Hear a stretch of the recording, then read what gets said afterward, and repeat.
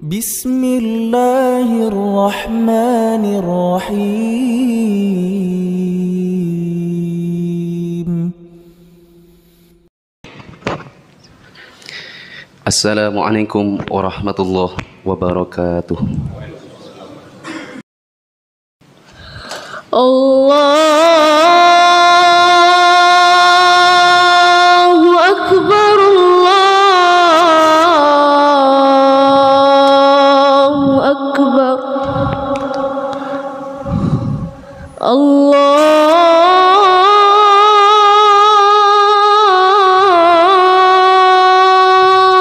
Akbar, Allahu Akbar. Asyhadu an la ilaha illallah.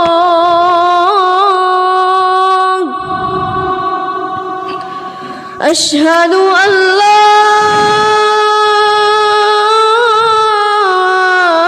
ilaha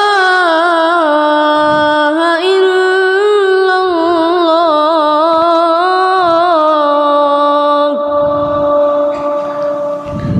Asyhadu anna Muhammadar Rasulullah.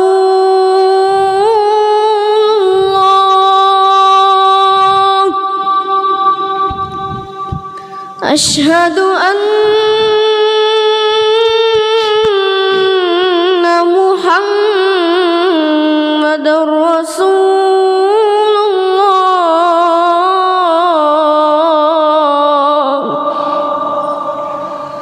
Hayya 'alas salah.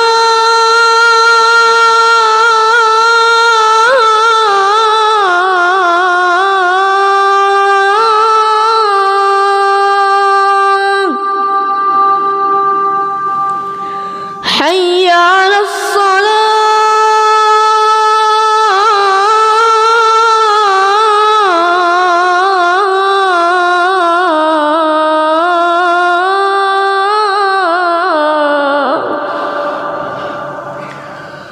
Hayya 'alal falah.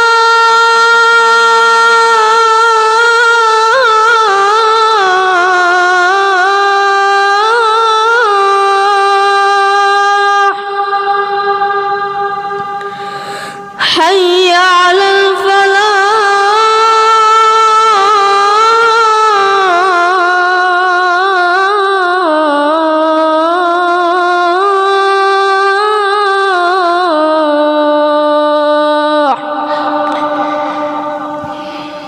Allahu Akbar, Allahu Akbar. La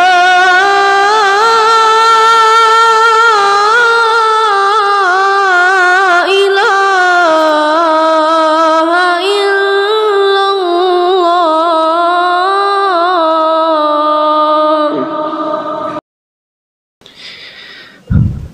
Alhamdulillahi wa kafa, wassalatu wassalamu ala rasulillahil mustafa wa ala alihi wa ashabihi wa man iktafa. Asyhadu an la ilaha illallah wahdahu la syarikalah wa asyhadu anna Muhammadan abduhu wa rasuluhu la nabiyya ba'dah. Qala Allah ta'ala fil Qur'anil azim, ya ayyuhalladzina amanu taqullaha haqqa tuqatih wa la tamutunna illa wa antum muslimun. Amma ba'du, fa inna asdaqal hadithi kitabullah wa khairul huda huda Muhammadin sallallahu alaihi wasallam wa syarrul umuri muhdatsatuha fa inna kulla muhdatsatin bid'ah wa kulla bid'atin dhalalah wa kulla dhalalatin finnar.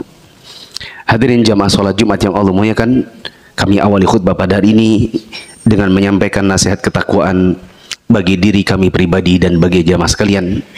Marilah kita meningkatkan ketakwaan kita kepada Allah Ta'ala dengan berusaha untuk mengerjakan apa-apa yang Allah perintahkan, berusaha untuk menjauhi apa-apa yang Allah larang, supaya di dunia dan di akhirat kita mendapatkan kebahagiaan. Hadirin jamaah yang dirahmati Allah, sering kita dapati di kalangan kaum muslimin, misal saat peninggal orang tua kakak beradik bermusuhan gara-gara warisan. Tidak jarang tante dengan keponakan berkelahi gara-gara warisan dari kakek atau dari ayahnya si tante. Kadangkala yang berkelahi ini adalah orang tua dengan anaknya sendiri.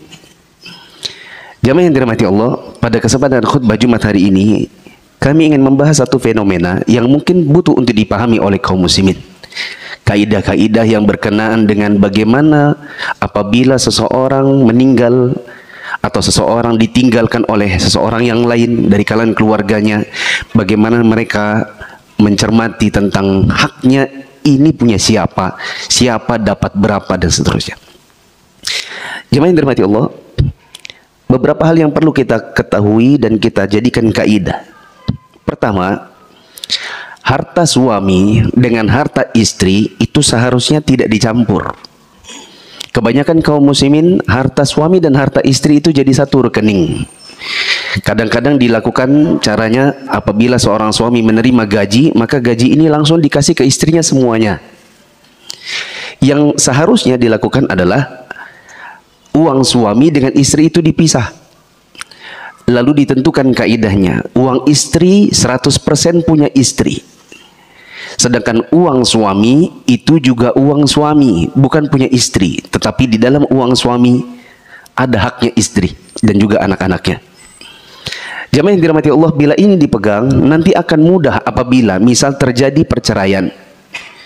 Yang sering kita lihat, suami dengan istri ketika mereka bercerai, lalu kemudian mereka berebutan harta. Yang ini punya siapa, yang itu punya siapa, tidak bisa diketahui dengan mudah karena harta mereka tercampur. Misalnya bangun rumah berdua.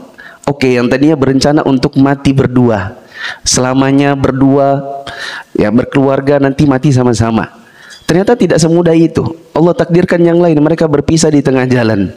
Lalu rumah ini bingung, bagaimana cara baginya? Berapa gaji istri, berapa gaji suami yang tertanam pada rumah ini tidak diketahui sama-sama. Akhirnya menimbulkan perkelahian dan percekcokan. Kemudian jamaah yang dirahmati Allah, yang berikutnya, maaf, kasus yang lain bukan hanya perceraian tapi juga kematian. Misal seorang suami memiliki gaji, yang gajinya ini semua dia kasih ke istrinya. Cara mengambilnya bisa misalnya dikasih ATM, yang ATM ini dikasih pinnya. Kemudian suaminya tidak pernah memberitahu bahwa ini uangnya adalah uangmu, sisanya punya aku, dan seterusnya. Tidak ada akad seperti itu. Yang terjadi jamaah yang dirahmati Allah, manakala suami meninggal, kemudian istri ini mendapat hasutan dari orang tuanya istri, dari kakak adiknya istri, dari keluarga-keluarga yang lain. Mereka bilang, ini semua hartamu. Begitu datang orang tuanya suami, orang tuanya bertanya, apakah tidak ada hak buat kami karena kami ini orang tua? Maka si istri berkata, oh tidak ada bapak ibu, selama ini kalau suami saya gajian, memang itu semua dikasih ke saya. Ini rumah atas nama saya, ini mobil atas nama saya, tanah atas nama saya, gaji semua rekening atas nama saya. Akhirnya orang tua suami tidak dapat apa-apa. Nah, yang kedua, warisan itu berkenaan dengan harta yang masih ada setelah kematian. Apabila ada harta yang sudah diberikan sebelum kematian, bahkan jauh sebelum kematian, maka ini tidak disebut warisan. Misal seorang suami sudah berkata kepada istrinya, aku hibahkan untukmu tanah atas namamu. Maka manakala meninggal si suami, maka itu bukan lagi warisannya suami, dikarenakan sudah menjadi hibah untuk istri. Ini bisa menjadi pedoman apabila sebagian orang tua punya anak angkat. Anak angkat itu tidak dapat warisan. Lalu kemudian anak angkat ini sudah bersama dia dari puluhan tahun yang lalu. Kalau tidak dapat warisan, terus bagaimana kasih anak-anaknya? Maka di antara jalurnya adalah hibah buat dia. Dia diberi hibah yang nanti kalau sudah meninggal orang tuanya, maka hibah ini tidak lagi diganggu gugat oleh anak-anak kandung. Itu sudah jadi miliknya anak angkat. Berikutnya jamaah yang dirahmati Allah, hibah itu bisa diberlakukan untuk anak-anak dengan syarat adil. Pernah suatu ketika seorang sahabat Nabi namanya Bashir Bashir ini punya beberapa anak laki-laki, di antaranya Nu'man yang kita kenal dengan nama Nu'man bin Bashir. Bashir ini memberikan hibah kepada Nu'man tapi tidak diberikan kepada anak-anak yang lain. Istrinya tahu, maka dia melapor kepada Nabi. Nabi panggil Bashir. Nabi tanya Bashir, bagaimana kalau seandainya kamu memiliki anak-anak yang banyak? Apakah kamu tidak suka kalau semuanya berbakti dengan kadar yang sama? Bashir menjawab, iya, tentu saya senang. Maka Nabi SAW mengatakan, kalau begitu adillah dalam hibah. Dalam riwayat yang lain Nabi SAW mengatakan, saya tidak ingin menjadi saksi bagi orang yang tidak adil pada hibahnya. Ini menunjukkan bahwa hibah itu harus adil. Bisa dilakukan jauh-jauh hari sebelum kematian dengan syarat tadi adil. Hanya saja ada ikhtilaf di kalangan para ulama, apakah adil ini harusnya sama rata ataukah anak laki-laki 2 kali anak perempuan. Sebagian ulama berpendapat hibah untuk anak laki-laki tetap 2 kali anak perempuan sebagaimana waris. Sebagian lagi mengatakan oh tidak sama, waris itu yang 2 kali anak laki-laki 2 kali perempuan, sedangkan hibah maka sama rata.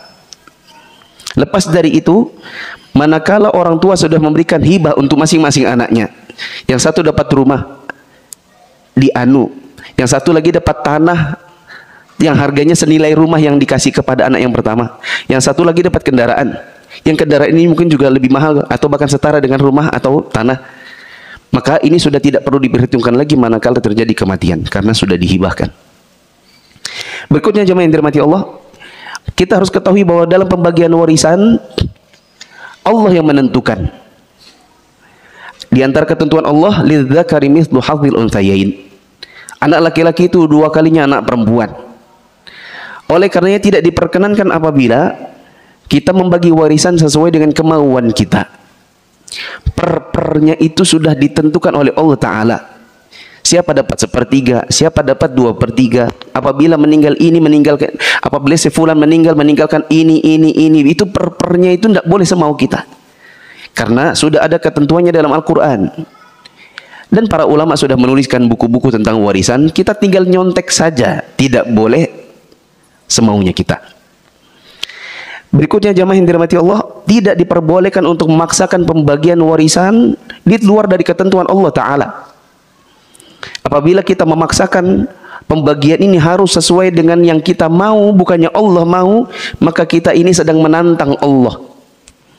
Allah katakan di surat An-Nisa ayat 13, Allah bilang, tilka hududullah wa may yuti'illaha wa rasulahu yudkhilhu jannatin tajri min tahtiha al-anharu khalidina fiha wa dzalikal fawzul azim.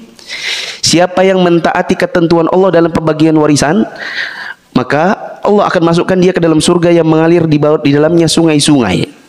Mereka kekal di dalamnya dan itulah kemenangan yang besar bagi yang mau menaati pembagian Allah tentang waris. Adapun yang menentang, yang bikin sendiri, maka Allah katakan di surat An-Nisa ayat 14, ayat yang berikutnya. Allah bilang, "Wa may ya'sillaha wa rasulahu wa yata'adda hududahu yudkhilhu naran khalidan fiha wa lahu 'adzabun muhin." Barang siapa yang mendurhakai Allah dan Rasulnya dan melanggar ketentuan-ketentuan Allah, Allah akan masukkan dia ke dalam api neraka yang dia kekal di dalamnya dan baginya siksa yang menghinakan. Maka tidak boleh kita paksakan. Contoh memaksakan, misal yang masuk ini adalah paman yang meninggal orang tuanya meninggalkan beberapa anak. Kebetulan yang satu kerja di Jakarta, yang satunya keluar kerja di luar negeri. Ada anak perempuan yang menjaga orang tuanya semasa sakit. Karena anak ini perempuan, dia sudah lulus sekolah, kemudian diminta untuk jaga orang tuanya. Dia yang ngurusin orang tuanya sehari-hari. Begitu meninggal orang tuanya, pulang anak-anak yang dari Jakarta, yang dari luar negeri. Bahkan mereka ini sudah kaya-kaya. Muncul komentar dari orang-orang yang tidak mengerti agama. Misalnya pamannya. Pamannya berkomentar, seharusnya ini kan kasihan nih, sepanjang bapak kalian itu sakit, dia yang ngurusin. Masa kalian laki-laki 2 kali anak perempuan? Tidak boleh dong, tidak adil dong. Ini komentar dari sebagian orang pakai perasaan. Kita katakan di dalam Islam sudah ditentukan anak laki-laki 2 kali anak perempuan. Tidak ada ketentuan sama sekali yang mana yang jaga orang tua saat sakit. Itu tidak diperhitungkan. Kenapa laki-laki 2 kali anak perempuan? Dikarenakan anak laki-laki manakala nanti dia menikah, dia bukan cuma untuk dirinya. Kalau dia kerja, dia harus nafkahi istrinya dan anak-anaknya. Berbeda dengan anak perempuan. Nanti kalau dia menikah, dia dinafkahi. Makanya di dalam Islam, anak laki-laki 2 kali anak perempuan. Berikutnya jamaah yang dirahmati Allah, kalau seandainya ada di antara ahli waris yang mau menghilangkan sebagian haknya, boleh dengan syarat tanpa paksaan. Misalnya di kasus tadi, pamannya tidak komentar. Atau pamannya bilang, ini kan anak laki-laki meskipun kalian dari Jakarta, kalian luar negeri, ya tetap saja anak laki-laki 2 kali anak perempuan. Anak laki-lakinya ini komentar, oh maaf paman, kami sudah sepakat, kami tidak akan ngambil harta waris, karena alhamdulillah kami sudah ada rumah, sudah ada kendaraan, pekerjaan di Jakarta, bahkan ini di luar negeri. Nah ini semua peninggalan orang tua buat adik kami. Tanpa paksaan, direlakan begitu saja, boleh. Itu namanya tanazul dari hak. Dengan syarat, sekali lagi bukan dipaksa. Berikutnya jamaah yang dirahmati Allah, pembagian warisan itu tidak bermakna harus langsung jual. Ini yang banyak menyisakan perkelahian di antara saudara dengan saudara, keponakan dengan paman, kakek dengan cucu. Menyisakan yang seperti ini dikarenakan warisan itu tertahan, tidak kunjung dijual, lalu tidak tercatat sama sekali. Saya pernah mendapatkan beberapa kasus. Di antaranya ada kasus yang pernah saya tangani, perdebatan antara anak-anak dari istri pertama melawan istri kedua dan anak-anaknya istri kedua. Dikarenakan ada satu usaha yang dibangun oleh bapak dan ibu. Meninggal ibu yang pertama, tidak langsung dibagi, tidak ditentukan sahamnya, bapaknya langsung nikah lagi. Setelah bapak nikah lagi, masuk ibu yang kedua ikut mengelola usaha, lalu tercampur.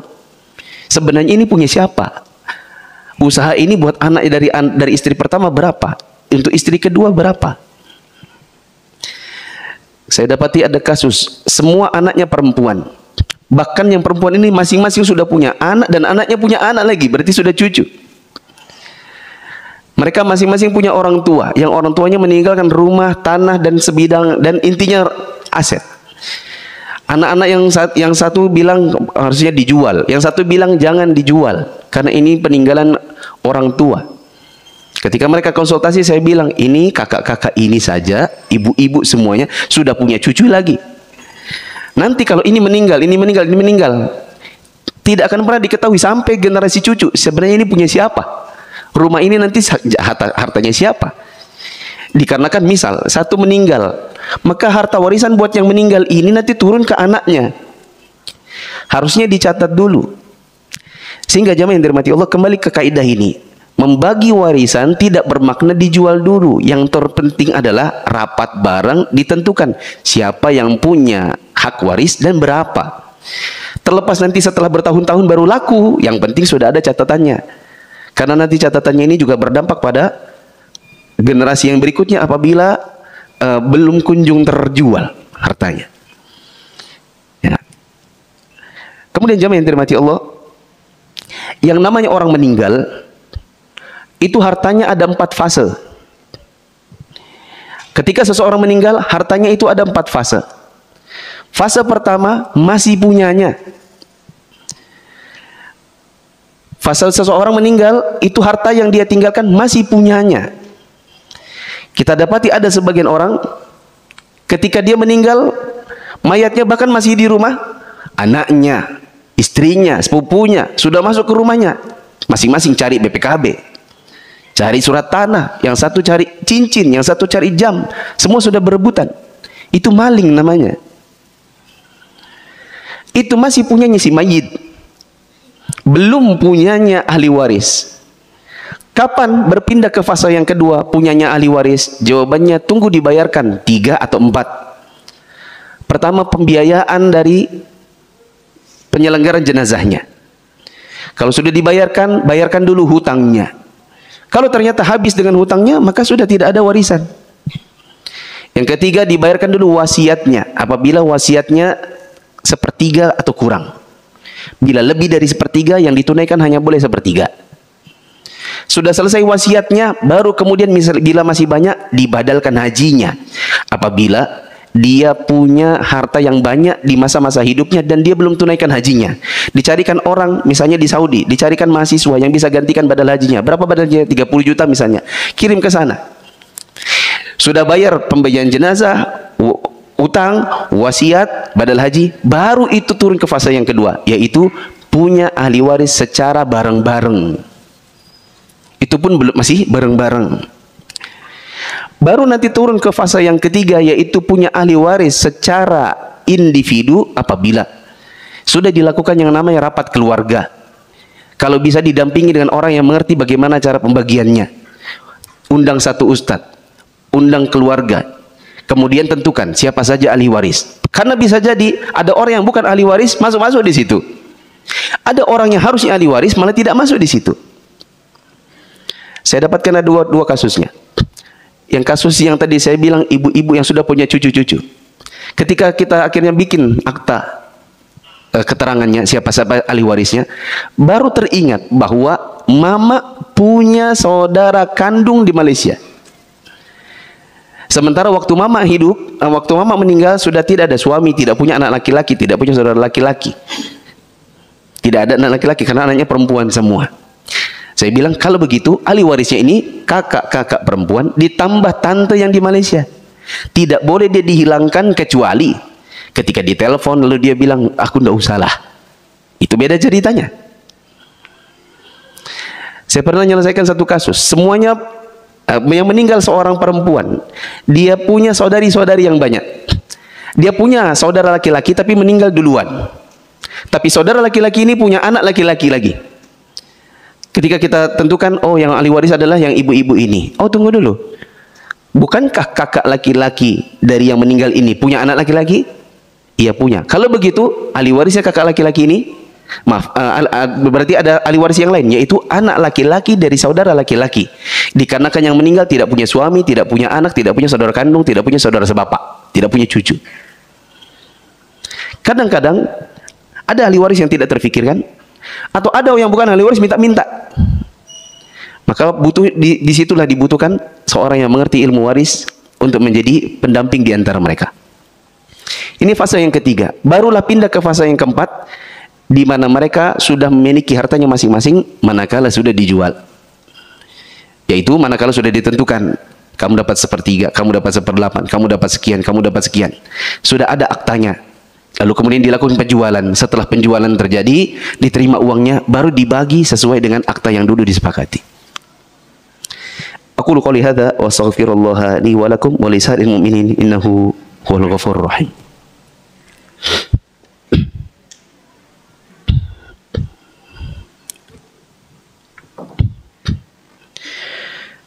Alhamdulillahi wa kafa wa salatu wassalamu ala rasulillahil mustafa wa ala alihi wa ashabihi wa man iqtafa. Hadirin jamaah yang dirahmati Allah, saya tambahkan pada khutbah yang kedua satu kaidah lagi. Kaidahnya adalah bahwa tidak diperbolehkan untuk memaksa supaya harta waris tidak dijual. Kecuali nanti ada pertimbangan-pertimbangan yang memang darurat. Saya dapati ada pengaduan, Ustadz, bapak saya meninggal, ibu saya ada di rumah itu. Sebenarnya saudara-saudara kandung saya juga butuh uang. Yang satu ngutang-ngutang, yang satu kurang. Masalahnya kalau kita mau jual, ibu memaksa. Mereka ibu bilang, kalian ini mau jadi anak durhaka. Kalau rumahnya dijual, ibu mau tinggal di mana? Terjadi pemaksaan oleh salah satu dari ahli waris kepada ahli waris yang lain untuk rumahnya tidak dijual. Ini tidak boleh. Perkara nanti ibu tinggal di mana itu bisa musyawarah. Tapi yang jelas, manakala ada di antara ahli waris yang membutuhkan uang, kita tidak boleh paksa. Lalu kalau misalnya ada yang memang sudah terjerat hutang misalnya, kebetulan ada yang meninggal, dari situ dia berharap, lalu dipaksa untuk menunda, kasihan dianya. Tidak juga dengan alasan nanti kalian durhaka karena mama diusir dari rumah. Bukan, mama bukan diusir dari rumah. Nanti setelah harus penjualan, mungkin mama tinggal di rumahnya sini 1 bulan, tinggal di rumahnya dia 1 bulan, sini 1 bulan. Bagaimanalah caranya? Tidak diperbolehkan untuk memaksa agar tidak dijual kecuali apabila darurat. Contoh darurat. Misal ada di antara ahli waris yang tidak diketahui jenis kelaminnya. Mungkin jamaah pernah tahu ada yang namanya manganang itu, tentara. Yang sampai dia dewasa, baru kemudian ditentukan, ternyata ini adalah laki-laki.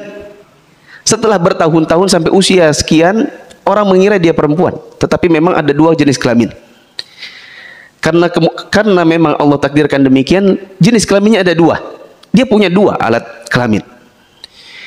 Yang seperti ini tidak bisa langsung dibagi dikarenakan kalau dia anak perempuan berarti dia setengah. Kalau dia anak laki-laki berarti dia dua kalinya. Dia mau dihukumi seperti apa? Laki-laki atau perempuan? Maka ini tidak bisa langsung dibagi sampai dia ditentukan terlebih dahulu. Misal diperiksa dulu kesehatannya.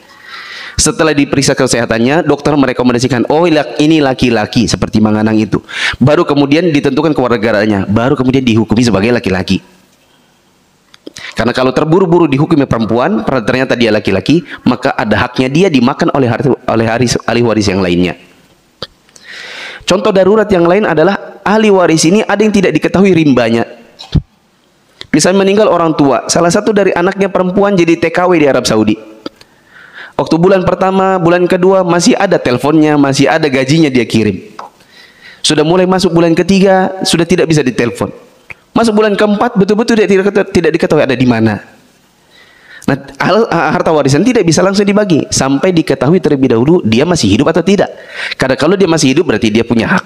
Kalau dia tidak hidup, maka dia tidak punya hak. Tapi bisa jadi meninggal duluan orang ini daripada dia. Meskipun dia sudah meninggal, maka dia pernah punya hak waris. Kalau dia punya suami dan anak, maka itu nanti pindah lagi kepada anak dan suaminya. Ya, wallahu a'lam bishawab. Maka jamaah yang dirahmati Allah, ini ada banyak kaidah yang harusnya kita pelajari. Hanya saja kebanyakan kaum muslimin mereka tidak benar-benar meluangkan waktu untuk belajar ilmu agama. Yang diinginkan misalnya belajar agama yang umum-umum saja. Yang detail-detail mereka bilang pusing. Tapi nanti manakala dapat kasus baru ngadu. Baru cari ustadznya juga dibuat pusing. Padahal sebenarnya kalau mereka belajar, ada banyak hal yang harusnya bisa diantisipasi. Diantisipasi dengan pengetahuan, dengan ilmu sehingga tidak terjadi yang namanya seperti yang saya bilang tadi, perkelahian saudara, bahkan sampai berbunuh-bunuhan gara-gara harta dan seterusnya. Jamaah yang dirahmati Allah, sebagai penutup dari khutbah yang kedua ini, kami ingin menasihatkan untuk diri kami pribadi dan bagi jamaah sekalian untuk senantiasa berusaha untuk menggandrungi yang namanya ilmu syar'i, ilmu agama. Yang saya sampaikan dalam khutbah Jumat yang kira-kira 23 menit ini, yang saya sampaikan dari awal tadi, itu baru sekelumit saja. Hanya baru dari masalah waris. Itu pun karena khutbah Jumat kita hanya bisa 20 menitan. Ini kalau dibikin kajian bisa 1,5 jam. Belum lagi sesi tanya jawabnya. Ini baru warisan. Belum masalah sholat, belum masalah wasiat, belum masalah ini, belum masalah itu. Sehingga kalau kemudian kita tidak pernah meruangkan waktu kita untuk belajar ilmu agama, maka sepertinya kita banyak ketinggalan. Ya. Kalau hanya memanfaatkan waktu khutbah Jumat 20 menitan, menimba ilmu hanya seminggu sekali, maka ini sangat kurang. Ya. Wallahu a'lam bishawab. Ini adalah hari Jumat, hari di mana Rasulullah SAW mensunnahkan untuk memperbanyak salawat kepada beliau. Allah berfirman, innallaha wa malaikatahu yusalluna 'alan nabi ya ayyuhalladzina amanu sallu 'alaihi wa sallimu taslima. Allahumma shalli 'ala Muhammad wa 'ala ali Muhammad kama shallaita 'ala Ibrahim wa 'ala ali Ibrahim innaka Hamidum Majid. Allahumma barik 'ala Muhammad wa 'ala ali Muhammad kama barakta 'ala Ibrahim wa 'ala ali Ibrahim innaka Hamidum Majid. Allahumma ighfir lil muslimina wal muslimat wal mu'minina wal mu'minat al-ahya'i minhum wal amwat innaka sami'un qaribun mujibud da'wat ya qadiyal hajat. Allahumma anfa'na bima 'allamtana wa 'allimna ma yanfa'una warzuqna ilma. Allahumma inna na'udzubika min 'ilmin la yanfa' wa min qalbin la yakhsha wa min nafsin la tashba' wa min da'watin la yustajabu laha. Allahumma أصلح لنا ديننا الذي هو عصمة أمرنا وأصلح لنا دنيانا التي فيها معاشنا وأصلح لنا آخرتنا التي إليها معادنا واجعل الحياة زيادة لنا في كل خير واجعل الموت راحة لنا من كل شر ربنا آتنا في الدنيا حسنة وفي الآخرة حسنة وقنا عذاب النار والحمد لله رب العالمين. بسم الله الرحمن الرحيم